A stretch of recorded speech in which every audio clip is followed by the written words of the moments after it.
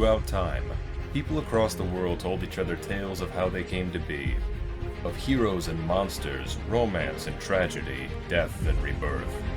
Mythology helped shape the ancient world, explaining the unexplainable. This is Mythology Unleashed.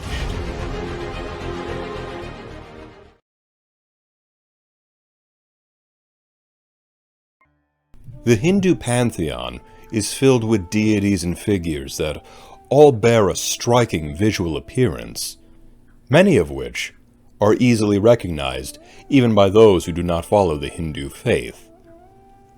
Yet perhaps the most easily recognized god of Hinduism, at least from appearance alone, is Ganesha.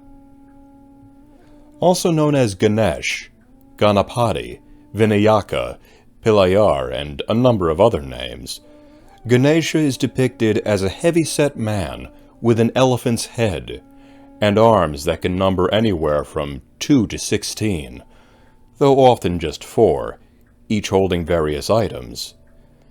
And he is often riding upon a giant rodent, perhaps a mouse, a rat, or a bandicoot, named Dinka. He is revered as a god of new beginnings and good luck, the patron of artists and intellectuals, the deva of wisdom and knowledge, and the remover of obstacles, both physical and spiritual. There are a number of different accounts as to how Ganesha came to be, but perhaps the most famous iteration was when the goddess Parvati went to take a bath, so she created him as a means to guard her and ensure she would remain undisturbed.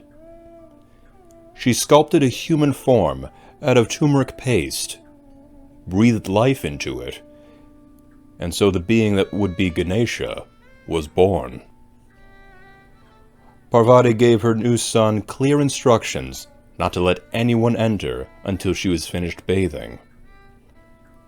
While the little boy was guarding the entrance, her husband, Lord Shiva, came back from his penance in the Himalayas and was promptly stopped from entering his own house. When put to question, the boy told Shiva that his mother was bathing inside and commanded not to let anyone pass through the doors. Shiva was furious at being stopped from entering his own home, and in a fit of rage, Shiva severed the head of the little boy and proceeded to enter the house. When Parvati finished her bath, she was devastated to find her decapitated son lying dead before her eyes. She revealed the true identity of the boy and implored Shiva to restore his life. Remorsefully, Shiva agreed to bring the boy back to life, but it was not possible even for him to rejoin the severed head of the boy to his body, as the impact of his trident was irreversible. So Shiva endeavored to find a new head for the boy, knowing that the child had lost his life honoring and protecting his mother. He went out and brought back the head of the first creature he found away from its mother, and so as it happened that it was the head of an elephant calf. Shiva placed the head of the elephant on the boy and brought him back to life. Though the boy was resurrected, Parvati feared that the boy would be mocked and scorned for his unusual appearance, never earning his rightful place among the gods. In order to allay her fears, Shiva invoked all the gods and asked them to bless their son. And so the gods blessed the child, bestowing many gifts upon him, gifts of wisdom and intellect, and the blessing that he would be worshipped before anyone else at the beginning of any ritual, regardless of occasion. Shiva recognized him as his own son, and named him Ganesha, or Ganapati, meaning a leader among all classes of beings, or ganas. In stories that feature him, Ganesha is depicted as a generally good-natured individual, extremely loyal to his family and loved ones, and also for having a significant appetite. In one story, the treasurer of Svarga and god of wealth Kubra invited Shiva to a feast in his fabulous city, Alakapuri, in an attempt to show off his fabulous wealth. Shiva declined but urged him to invite Ganesha, but warning him that he was a huge eater. Undeterred, Kubra felt confident that he could satisfy even the most insatiable of appetites, even that of Ganesha. When the feast began, Ganesha continuously ate. His appetite did not levy even for a moment, not even after he had devoured food intended for other guests. After having eaten all of the food, Ganesha began to eat decorations, tableware, furniture. It seemed as though Ganesha would swallow the entire city. In desperation, Kubra begged Shiva to stop his son.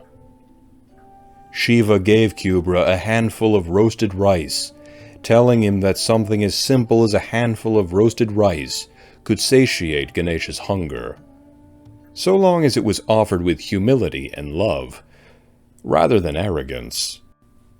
After he was given the rice, and having nearly swallowed the entire city, Ganesha's appetite was at last appeased. Upon his ride home from the feast at Kubra's palace, the mouse Dinka saw a snake and was terrified, dropping Ganesha to the ground, spilling his stomach open, and spilling out all that he had eaten at the feast. As he was putting the food back in his stomach, the moon god Chandra loudly laughed at the elephant god. Angered, Ganesha cursed the moon god to always be blackened by shadow and never to be seen by anyone. Frightened and ashamed, the moon god begged for mercy, and Ganesha agreed, but told him that he would be changing from new moon to full moon with the passing of each month. After Ganesha had finished putting the food back into his stomach, he took the snake that had scared his mouse, tied it about his midsection, and continued on his way home.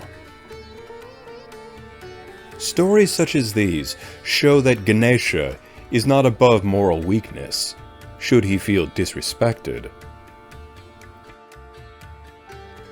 One of Ganesha's most personal traits, one that may go unnoticed when compared to his arms or pachyderm appearance, is his broken tusk.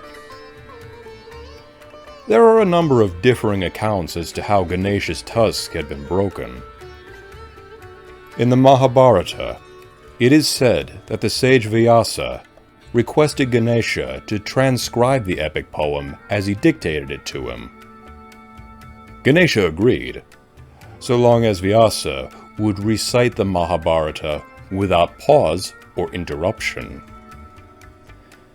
Vyasa agreed, and countered that Ganesha would also have to understand everything that he had been told before writing it down.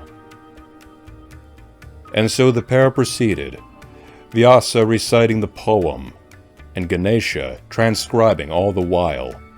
But in the midst of the session, Ganesha's writing quill broke.